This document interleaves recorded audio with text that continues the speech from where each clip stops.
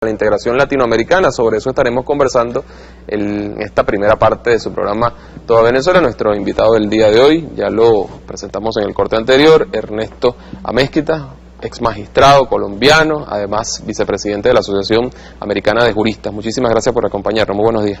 Muy buenos días, licenciado, igualmente a todos los televidentes. Un fraternal saludo de integración y de hermandad, como siempre nos debe caracterizar a nuestros pueblos.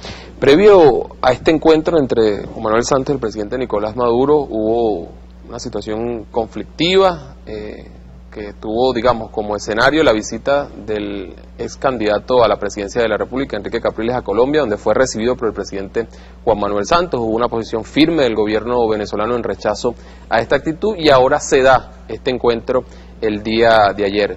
¿Podemos asumir como superado ya el impasse entre Venezuela y Colombia? Yo pienso que parcialmente sí, ¿no? Empieza una nueva etapa de un noviazgo que ojalá termine en matrimonio, como decían los dos presidentes ayer.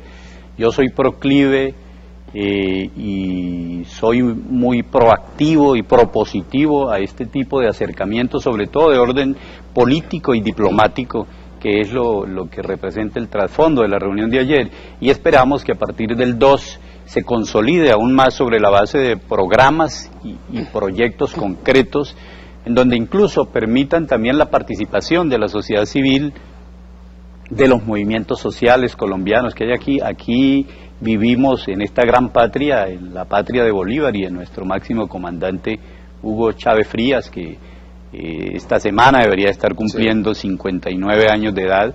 Vivimos cerca de 6 millones de colombianos, por tanto este alto margen poblacional me parece que debe de tener también alguna expresión en este tipo de reuniones, porque a la larga son garantía democrática del alcance de ellas. ¿Qué tipo de garantías pueden haber para que realmente se consolide esa alianza Venezuela-Colombia y se den por superados distintos impases? Esto en el entendido de que no es la primera vez. Durante la gestión del presidente Hugo Chávez hubo distintos momentos altibajos en la relación con Colombia, en el caso de la presidencia del presidente Álvaro Uribe, en el caso de Juan Manuel Santos, ahora se da este episodio. ¿Qué garantías pueden haber o qué indicios pueden, digamos, orientar hacia una situación realmente de estabilidad en las relaciones? Muy importante esa pregunta, porque es también la inquietud de todos nosotros, los bolivarianos, los latinoamericanos sinceros. A mí me parece que hay dos elementos muy importantes a definir para eso que tú llamas muy acertadamente garantías. Lo uno es la sinceridad y lo otro la transparencia. Y un tercer aspecto que me parece a mí, quienes llevamos más de 10 años aquí nos hemos dado cuenta de eso, y quienes siempre hemos anhelado por la paz entre nuestros dos países, me parece a mí, desde el punto de vista jurídico, es una seguridad jurídica y unas políticas de Estado más que de gobiernos. Me parece que eso es lo único que puede garantizar realmente una continuidad y una solidez y profundización de las relaciones bilaterales. Lo demás pues queda sujeto al vaivén muchas veces de los conflictos que suelen presentarse, ¿no? Y que uno se pregunta muchas veces, bueno, pero ¿y esta nueva etapa por cuánto durará? Sobre todo a los ciudadanos de a pie, como este humilde servidor, que es un simple docente, que muchas veces somos afectados, al igual que los sectores más humildes de la población, con estas confrontaciones que en algunos casos recaen sobre los sectores más débiles de la población, y entonces se ejerce cierta persecución, cierta matraca en las zonas de frontera, a nuestros campesinos, a nuestros pequeños comerciantes. Son muchas veces los que son golpeados cuando hay estos conflictos que nosotros queremos que no se vuelvan a presentar. Fíjese, el presidente Nicolás Maduro ayer se refirió a distintos aspectos de la relación Venezuela-Colombia. Uno de ellos es el tema de la paz, cómo Venezuela puede contribuir a dar con un escenario pleno de paz en Colombia. Habló de distintas áreas. Parte de lo que dijo vamos a escucharlo de inmediato. Importantísimo. No tenemos todavía el presidente Nicolás Maduro, ahorita lo vamos a escuchar, pero sobre este aspecto, que es un aspecto neurálgico de la relación Colombia-Venezuela, el tema de la paz. ¿Cómo avanzar hacia allá, entendiendo lo que se está dando ahorita en Colombia, mesas de diálogo, mesas de negociación, que a pesar de que en las últimas semanas hemos visto algunas confrontaciones allí bélicas, digamos, cómo puede contribuir y cómo puede consolidarse realmente el trabajo de Venezuela en función de la paz en Colombia. Ese tema es muy importante. Un poeta colombiano decía: la paz no tiene paz, está cansada. Todos la pintan blanca y es morena. Yo creo que esta paz debe tener nuevas connotaciones, nuevas características.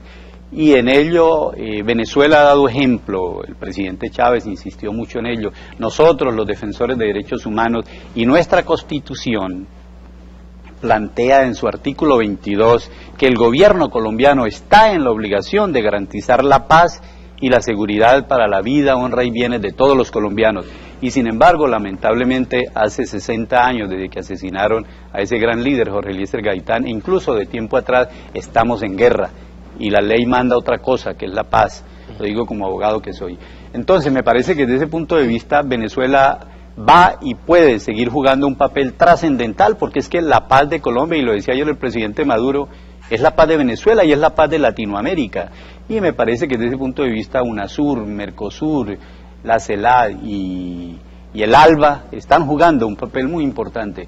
Luego, por ejemplo, yo veo con muy buenos ojos que el gobierno venezolano está expresando su mano solidaria con el conflicto que hay en estos momentos en una región fronteriza como es la región del Catatumbo. Más de 40 familias han venido ya de este conflicto en la zona de Tibú y en esta parte del norte de Santander hacia Venezuela y han sido recibidos con los brazos abiertos. Esa es una manifestación concreta, pero a mí me parece que el gobierno venezolano, con todo respeto, porque él es el que dirige la política exterior, debe exigir al gobierno colombiano que respete los derechos humanos y las garantías de estos campesinos para que no se produzcan estos desplazamientos. Miren ustedes la cantidad de conflictos que hay en estos momentos en Colombia. Y muchas veces todos estos desplazados pues vienen hacia los países más cercanos, los países de más amplia frontera, como es el caso de Venezuela, y esto puede generar a la larga un problema social. No estoy en desacuerdo con que se dé, pero ante todo que se le exija a las autoridades el cumplimiento de la Constitución, y en eso estamos interesados tanto los colombianos como los venezolanos y latinoamericanos amantes de la paz, que es el fin de la existencia humana en estos momentos. Seguro que sí. Vamos a escuchar ahora sí al presidente Nicolás Maduro, esto fue lo que dijo.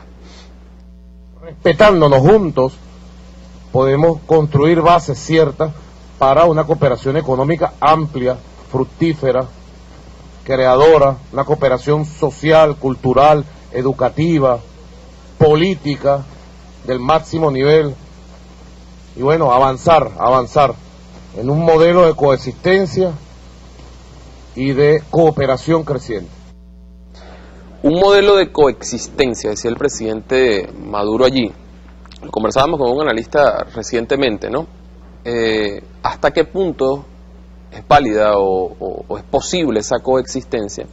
En el entendido de señalamientos que se han hecho en contra del gobierno colombiano sobre su dependencia e intereses políticos del gobierno de los Estados Unidos, que evidentemente a su vez tiene serios conflictos diplomáticos con el gobierno venezolano. ¿Hasta qué punto la influencia de Estados Unidos puede determinar el éxito de las relaciones Colombia-Venezuela? No es fácil y no le va a quedar fácil al gobierno del presidente Juan Manuel Santos, que entre otras cosas hay que precisar que tampoco representa la grandeza y la profundidad de los sentimientos del pueblo colombiano, que son mucho más gigantescos que eso.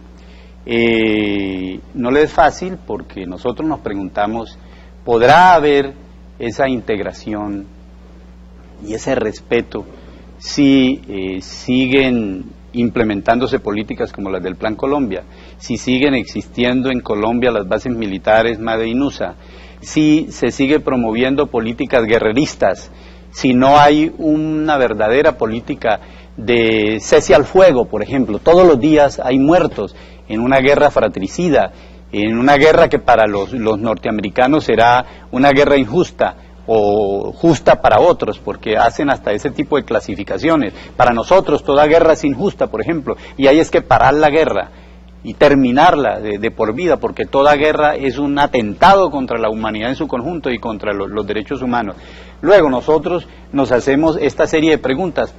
Por ejemplo, también se sigue promoviendo políticas como esto de convocar a los países del Pacífico para confrontar en cierta medida las políticas, la nueva geopolítica diseñada por la UNASUR. Toda esta serie de cosas vienen a nuestra mente y aspiramos y esperamos de que sea una actitud sincera de parte del gobierno colombiano, de que realmente vaya a haber una unidad sobre puntos en los cuales coincidimos sobre la diferencia. Es imposible articular un sistema eminentemente colonial, dependiente, neoliberal y ligado a los grandes trozos internacionales como el Fondo Monetario, el Banco Mundial, etcétera, etcétera, con un modelo socialista. Pero hay temas como el tema de la paz, como el tema de los derechos humanos, como el tema de las garantías constitucionales, del debido proceso, que indudablemente nos permiten hacer un acercamiento y puede haber integración sobre ello y el desarrollo ante todo económico y social de nuestras relaciones bilaterales. Sobre ese tema del desarrollo se plantearon ayer algunos elementos que van a ser discutidos a partir del 2 de agosto. Uno de ellos es el tema de la energía. Hay una cantidad de proyectos entre Venezuela y Colombia para, digamos, incrementar el flujo de energía entre ambas naciones. Está el tema de la frontera, el tema del comercio, una situación que se ha planteado como grave en cuanto al tráfico de alimentos que se da en la frontera de Venezuela hacia Colombia, que bueno, afecta por supuesto el abastecimiento de quienes viven en la frontera venezolana, pero también de los productores y comerciantes en Colombia, es decir, una situación allí bastante compleja. Estos elementos puntuales, ¿hasta qué punto se puede avanzar? Es decir, ¿hay condiciones para realmente corregir estas situaciones? Yo pienso que sí, que tradicionalmente gran parte de la población, sobre todo de las zonas de frontera y de los departamentos de allí, se han beneficiado de esas relaciones con Venezuela. Hay que tener en cuenta también de que en estos momentos muchas veces se ve xenofóbicamente el tema de que los colombianos vengan a comprar, por ejemplo, al Táchira o aquí por los lados de la Guajira, a Maracaibo.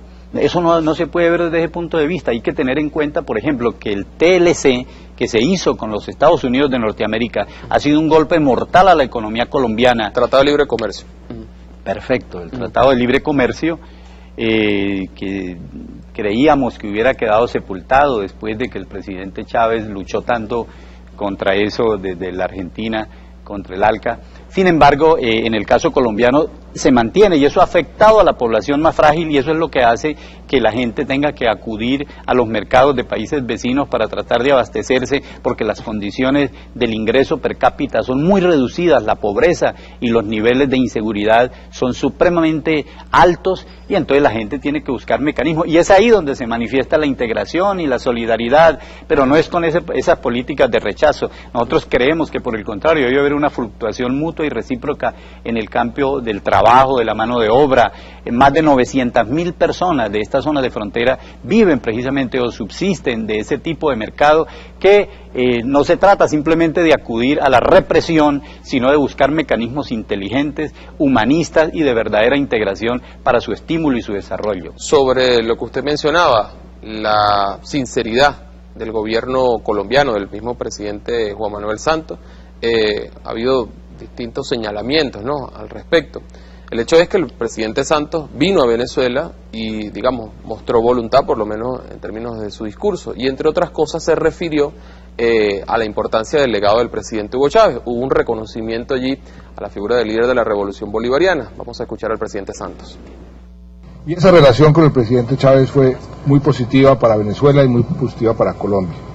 Yo no dejo de agradecerle al presidente Chávez su participación en el proceso que hemos iniciado para buscar la paz en nuestro país, proceso en el cual también el presidente Maduro como canciller y ahora como presidente pues, ha venido participando de forma muy positiva. Bueno, ahí están las palabras de Juan Manuel Santos. Se lo pregunto como colombiano, ¿no? ¿Hasta qué punto cree usted que haya sinceridad en las palabras del presidente Santos? Yo tengo, gracias a Dios, el doble carácter de ser colombiano y ser venezolano.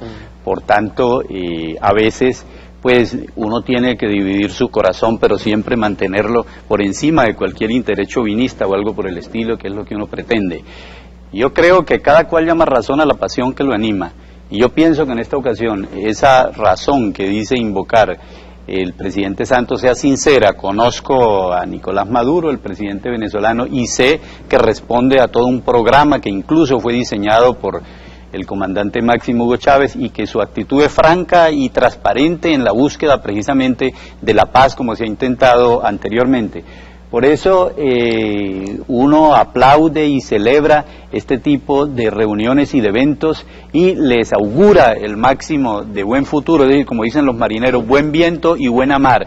Pero repito, déjennos tener ciertas preocupaciones, porque en varias ocasiones se ha dicho lo mismo, y al poco tiempo surgen cosas muchas veces superficiales que generan toda esta serie de conflictos, y necesitamos mantener una hermandad y una integración realmente sólida, y eso solo lo da ante todo la garantía del pueblo, la convicción plena del pueblo. Jorge Eliezer Gaitán decía, el pueblo siempre es superior a sus dirigentes, y yo pienso que con esa motivación, con esa convicción, con esa íntima convicción y seguridad, podemos avanzar hacia puntos comunes y podemos lograr la integración y el desarrollo de nuestros países dentro de la hermandad y la comprensión. Eso sí, con el libre respeto a la autodeterminación de los pueblos, el libre respeto a la soberanía, que es el otro aspecto, es decir, no inmiscuirnos en los asuntos internos de las respectivas naciones, pero también, si nosotros damos respeto, tenemos que exigir que nos respeten a nosotros como tales. Señor Ernesto, tenemos ya poco tiempo, pero no quisiera dejar pasar la oportunidad de consultarle respecto a una situación que vive actualmente Colombia en materia social. Hemos visto múltiples manifestaciones, protestas de movimientos campesinos, de movimientos de mineros, y hemos visto la reacción del Estado colombiano. El mismo presidente Santos, entre otras cosas, ha dicho que no permitirá el cierre de ningún tipo de vías y que se implementarán las condiciones que tienen los cuerpos de seguridad. ¿Cuál es su evaluación acerca de este tema social en Colombia? Mi evaluación es la que ha sido siempre en los últimos años, en el sentido de que Colombia sigue siendo el país más desigual de Latinoamérica.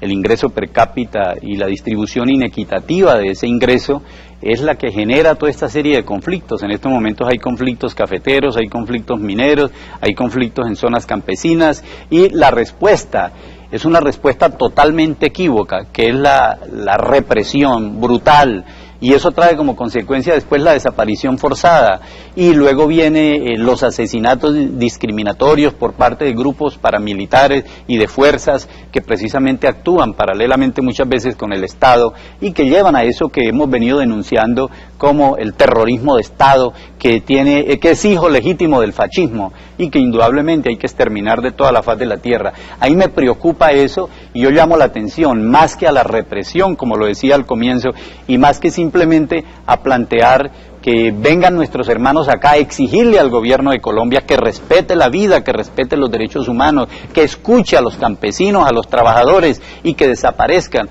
todas esas